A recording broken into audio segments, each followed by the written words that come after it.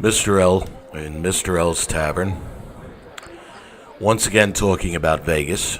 That's right. Once again, because nobody seems to be talking about it anymore. And what happens in Vegas certainly stays in Vegas. That is the slogan of the town. That's how they advertise the town and everything. That slogan. It's very catchy. Well, yeah, what happens in Vegas certainly stays in Vegas, thanks to the FBI and the Las Vegas PD, and those who run the casinos and the hotels. And some who believe that those who run the casinos and the hotels believe those who run the casinos and run the hotels run the city itself. And they are not letting any information about what they know that went down on the night of October 1st in Las Vegas at the Mandalay Bay Hotel. The attack on the Route 91 festival, country music festival. And I said this in my last segment, that this is about money. It's about money, tourism, careers, paychecks, businesses, all on the line. But why?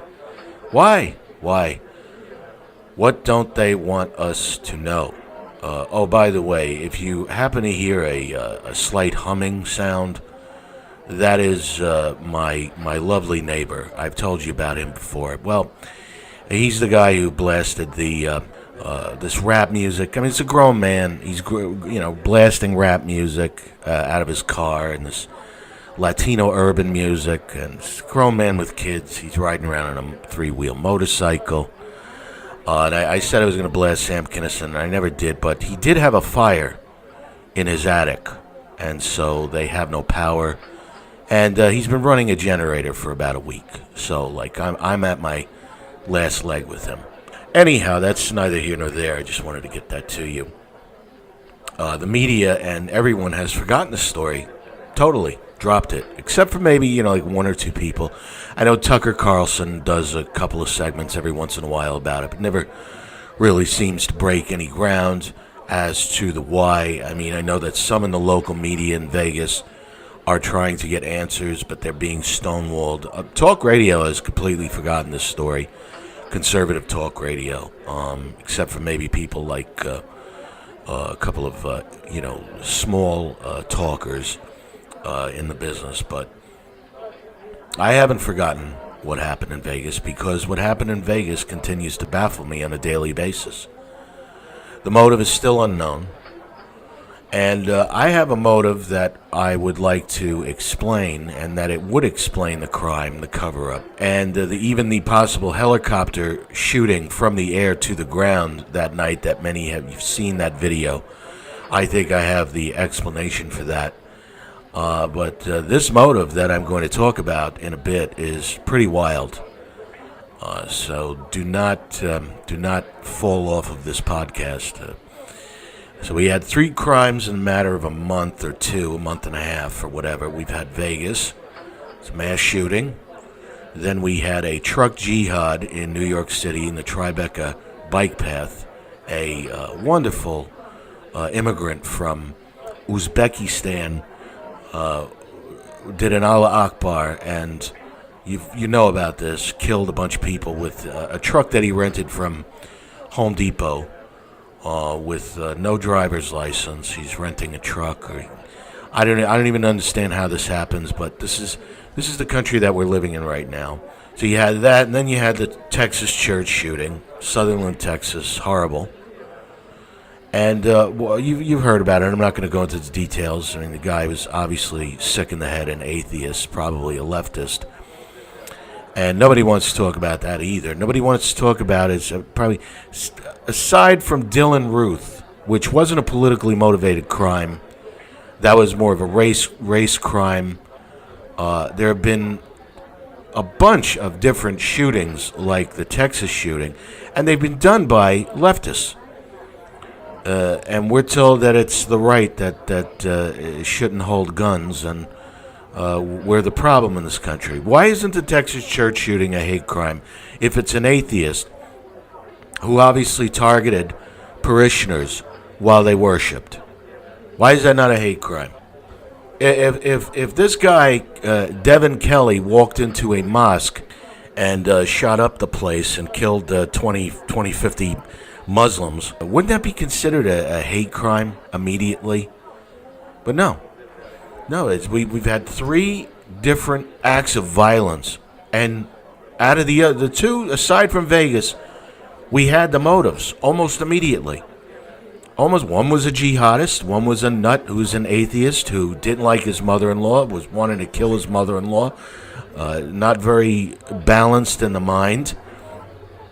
And so this is the 4th time I'm talking about this. I rarely do this. I rarely talk about things 4 times in a row. I just don't. I mean, I don't even talk, the political things that I've done. I never talk about things 4 times in a row.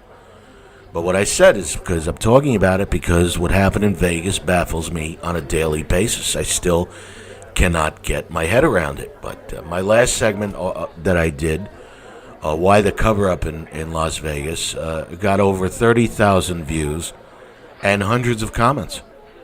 And, I got the nuts. Even though I asked them not to do it, I said in the beginning of the video, don't come to me, tell me about a false flag, and I'm not going to entertain any of these conspiracies. Don't even bother. It's stupid. And you didn't even respect that. So I don't allow them. I don't allow these types of comments. I don't want to hear it. You don't respect anything that I said. You come here and you espouse your crazy theories that are not practical at all, and I don't want to hear it, and I'm not allowing it, so don't even bother. There were a couple of good comments, though. I'll read just a few of them. One about the blood. I asked, about the blood stain, and why was there two different types of blood stains, and there's a guy by the name of Jacob in the comment section. He said, I do believe that they're covering something up. That being said, the blood can be explained. I'm a bit of a forensics junkie. All large pools of blood will separate into 2 parts, platelets and plasma, very interesting, which dry at different rates. So the stain makes sense. As the pool of blood formed, it ran underneath the empty brass, which is why you could see clean brass on top of blood. The SWAT or police would have immediately kicked the handgun away from his body upon entering the room for their own safety, which explains the position of the gun. Whether or not he shot himself, we may never know. Well, I don't know. I don't know if he really shot himself. I don't know if Paddock did that, but Built by Machines writes, this is by far my favorite video. Thank you very much. From this, I have been watching all kinds of stuff and searching for updates every day. My questions about this, some were already brought up in this video, about the crime scene photos were leaked right away. I'm not sure that ever happens, does it? No. No, it doesn't, Built by Machines. Who could have leaked it? Well, I doubt that it was some flat-foot, low-ranking cop on the Las Vegas PD. Oh, no. I don't believe some rank-and-file cop would risk his entire career and pension over leaking photos to the press of a crime scene like that one, of him with his head blown off. No.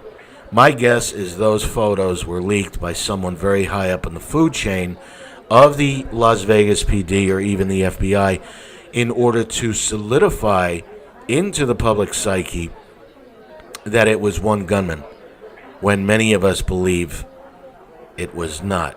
And what about the various suspicious deaths of some of the witnesses since the shooting? Did you know that Jason Aldean, the country singer who was there the night of the shooting, he was on stage performing, ran off the stage? Jason Aldean's business manager, his lawyer, his name was Orville Alman. He represented Jason Aldean, and also the actual country festival itself. He's dead. He died. I don't know how he died, but he has an obituary, I believe. I believe the obituary is in the Tennessean newspaper. So it did happen. So again, what happened in Vegas?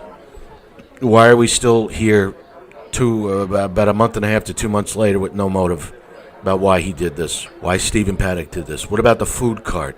Remember the food cart in the hall? Okay, so the cart, you see it here. It has 3 clean plates and 2 water bottles. and there's another service tray, and you can see a spoon, and it's looks like someone was eating dessert or soup, and across the table there's a fork and a knife by the plates, as if two people were in that room and on opposite sides of the cart. And we see the smaller plate is untouched, as if someone ordered, I don't know, dessert, and then they didn't eat it. What about the delivery van? It was said to be packed with explosives. Well, if your intent is to go suicide in your room, why would you pack a vehicle with explosives? If your intent was to pack a vehicle with explosives, wouldn't you have a method to detonate those explosives? And if your intent was to detonate explosives by firing at them, would it been more sensible to place them in locations, as we are told that Paddock did extensive planning, instead of leaving them in a van? So there are a lot of questions, but I'm going to get to a Reddit thread. I was at the website of Rense.com. Jeff Rense, who used to work as a television anchor at, I believe, ABC Las Vegas back in the 1980s. And he now has a radio show, I believe, out of Oregon, small radio show. I don't believe it's syndicated. He could come off a little kooky with, his hairdo, but what he has to say is very compelling, as he knows a lot of people in Vegas, having worked there for many years. And I've sort of been following him because that is where I've been finding the most information about this. And so he posted this link that I am including in the descriptions of this video that you could read word for word for yourself. And I'm just going to talk about it while I sit and look at it. I'm going to read from some of it. I'm not stealing it from this person on Reddit. And I would suggest that you do what I did, which was copy and paste this theory and put it into a document, because I don't know how long this is going to remain up on Reddit, because it's very powerful, it's compelling, and it makes a hell of a lot of sense. So here goes. This is on Reddit. You could find the link. I'm not going to title this very long. It's posted by a guy by the name of, his handle on Reddit is Raven, _Raven. And he's talking about the Kingdom of Saud, Saudi Arabia, and the line of succession. And so the one name that you have to remember is Mohammed bin Salman, the Crown Prince Mohammed Salam, son of the King Salam, who is currently in line to be king after King Salman. So what this guy is saying is that there are all kinds of different parts of this family that are vying for power over Saudi Arabia, and there's a huge amount of unrest brewing in Saudi Arabia. We have these people who are trying to, liberalize. Salman is one of these people who, in the Kingdom of Saud, he is trying to liberalize the society there, making it less comfortable for the radicals. And so this guy on Reddit says, do you remember how President Trump visited Saudi Arabia back in May of 2017? You remember how warmly he was greeted? Yeah, I was really suspicious of that too. And yeah, it was a spectacle. And why was he being greeted so warmly? I mean, listen, we do business with this country, but predominantly the country does not like us, And so Trump goes there. He's given this rock star welcome. And then after Trump's visit, we see that women can drive now in the country. The Syrian rebellion just all of a sudden became quiet. And ISIS was crushed after the visit. So why did Saudi Arabia suddenly want to get their oil companies listed on the NYSE? And what could have caused this?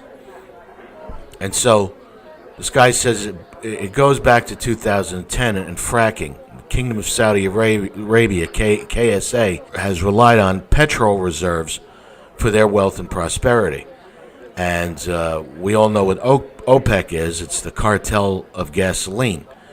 And OPEC used its power to crush governments and manipulate prices, control supplies.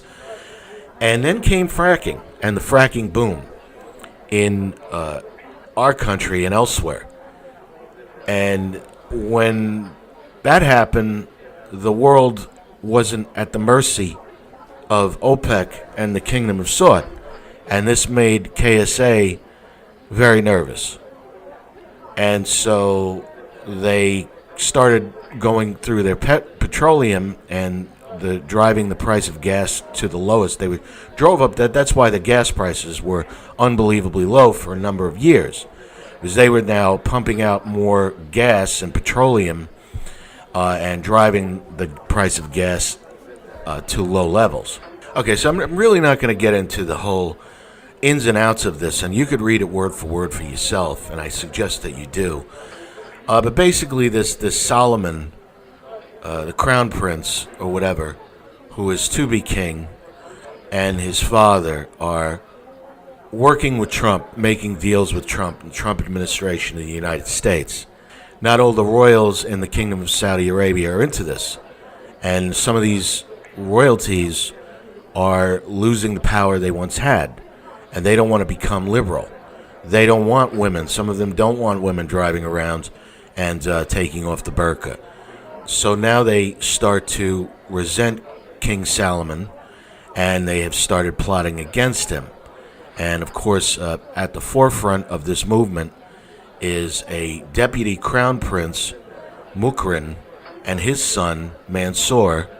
And that son was killed in a helicopter crash just recently on November 5th, 2017. Okay, so the bottom line is that this guy is, as many other people believe, that these guys are all trying to kill each other. And basically, there's this floor that was occupied by someone in this part of the hotel, which is owned by the upper 5 floors of the Mandalay Bay Hotel is owned by Alweed bin Talal. He's also in the Saudi Arabia royalty. That is the top 5 floors owned by Saudi Arabia. I said that in my last segment, and some morons came to my comments and immediately say it's not owned by Saudi Arabia. The Mandalay Bay is owned by Jews because it's the Jews. Because that's all you know. All you know how to do is blame Jews. But no, the top 5 floors of the Mandalay Bay are Saudi owned, and they are the Four Seasons, not the Mandalay Bay Hotel. So it's a hotel within a hotel. And there was someone in that one of those floors, occupying one of those floors that night. And he says he heard it somewhere that the whole floor was reserved for that week of October 1st. And he's not sure, but his guess is that the person who was occupying one of those floors that was reserved was Crown Prince Mohammed Salman, who is the son of the King Salman. And it wasn't King Salman at the time, because it was reported that he was in Russia, and you could see this from The Guardian, and you could look at the date. So what this guy is saying is that there was a plan to take out the Crown Prince, then kill King Salman. So kind of like a Nixon Agnew thing going on. See, they got Agnew first, the left. They got rid of Agnew because they knew Agnew would have been worse than Nixon as far as they were concerned. So they took out Agnew first, and then they went and got Nixon, and then we were left with Ford, who was basically a dead fish. And so that's how they got Carter as the president. So they wanted to kill the Crown Prince first, then kill King Salman, and then with the King and the Crown Prince dead, you figure out who's next in line. And so the Crown Prince, next in line of these other families, this other part of the family, is Mukrin. And so they believe this person who wrote this all believed that they posed as terrorists who wanted to buy guns for some terror attack, and they duped the CIA or the FBI to supply the guns to the death squad. And their real plan is to climb the stairs right after the deal and kill the VIP in the floors above them. That would be the Crown Prince. And this is why they say they believe that the weapon cache was located on the 32nd floor, because then they would only have to climb a few stairs or take a short elevator ride and start the killing. He goes into this other Reddit user's theory, whose name is the letter U / knee-jerk 55, and this was his explanation point by point. So he says, now remember, we heard, as I said in the last segment, I talked about this. Stephen Paddock's brother almost let the cat out of the bag when he was talking to the media, when he said Steve was an art, and then he stopped, and it's believed that he was going to say, because the guy has diarrhea of the mouth, he's got a problem. He was going to say Steve was an arms dealer. He didn't fully say it, but it certainly sounded like that's what he was going to say. So this guy believes that Paddock was the contact man to supply the guns. He met a couple of assassins ahead of time. And the shooting actually started at 10:05. So at that point, Paddock is thinking that this is a gun deal, and only a few magazines are loaded. And, he basically just wants to show the customers how to load the chamber. What he doesn't know is that the advance team was sent to secure the floor, and that all but one entry point to the floor would be barricaded. The reason for the barricade is that once the assault starts, the assassins want to make sure to impede the authorities as much as possible from reaching the top floors. So the CIA or the FBI got wind of the assassination that was about to take place. Immediate action is taken to round up the assassins, and and then what the assassins didn't know was that the prince had disguised himself in regular dude clothing. Now there is a video that you've probably seen this, because it's believed that he wasn't at the floor that he was supposed to be in, this crown prince. He wasn't in the Mandalay Bay, he was down at the Tropicana Hotel gambling, playing cards. Now you know that other hotels had heard shooting. There were witnesses, countless number of witnesses at other hotels, and you could even hear it on the police radio, the scanner or whatever it is, that you could hear cops talking about multiple shooters from the Las Vegas PD. And so they believed that once they learned of the assassination plot, they knew where the Crown Prince was. They went right to the Tropicana Hotel. They stormed into it. There may have been some of the assassins there ready to pounce on the Crown Prince. This is a crazy story, but it makes sense.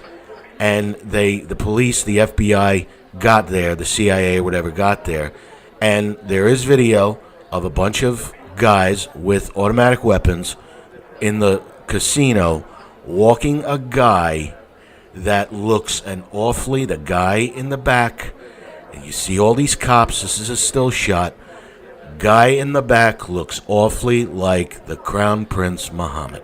This is a picture of the Crown Prince Mohammed without his headdress on. Looks an awfully lot like the guy. So they led him out of the casino, and it's believed that they could have escorted him to the nearest helipad. Now remember, a helicopter. There's video of a helicopter that I basically I'd shooed away. Somebody posted it in the comments, and I'm saying this looks, I don't know about this. This could have been a different night. It could be the flashing could be the lights on the helicopter mistaken for gunfire.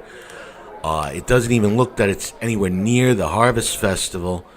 But now that I hear this and I read this, perhaps the assassins got to the helicopter and started shooting, the helicopter pulled away, and as they got in the air, they were shooting down at the people who were trying to kill this prince. So it's believed by this person that the FBI gathered up as many of the assassins as they could. There were a few armed with sidearms. You remember Gios Rios, the Hispanic young man who put out a lengthy video about a guy that he saw with a kind of a weird-looking suitcase that looked like it could have been there to hold a gun. Wasn't an assassin. White male, burly, looked very official. And this guy, Gios Rios, asked him what was in the suitcase, and as he was about to open up the thing and show him, shooting started, and the guy had to take cover. So the FBI was definitely there. I've heard of several people call in talk radio say that not only was the FBI there, but there were also Washington, D.C. Capitol Police there. What the hell would they be doing there? The assassins, so what happened to Paddock was that this is their theory.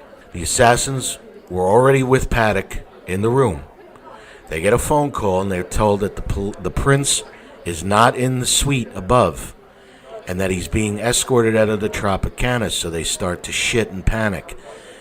And if they, you know what they do to people who try to assassinate a crown prince, if they get caught, they get taken back to Saudi Arabia, and let's just say they don't get treated like ISIS people who try to kill people in a bike path with a rented truck by our government.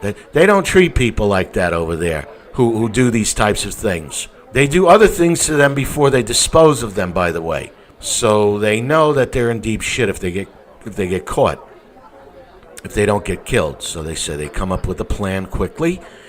They kill Paddock and they break the windows and they start firing at the crowd below. Now I have a friend of mine, and this is done to make it look like Paddock is a lone gunman.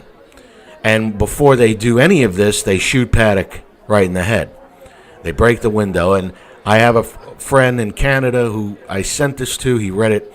He said to me, what if they were also shooting out into the crowd because they believed the crown prince was hiding in the crowd? It's very interesting. So they all pick up, they start firing at the crowd, and they go through a couple of magazines, and then they realize that the other magazines aren't loaded. And they start reloading as fast as possible. And this is why the average time between bursts of fire are over 40 seconds. And then they get an idea to go into the other room and break that window and try to shoot at the fuel tanks at the nearby airport. And this will then draw the police away from the Mandalay Bay if they could make that fuel tank explode, and then they could escape. But the tanks do not blow up. Now, you know, Jesus Campos starts knocking at the door, and so they just unload on him.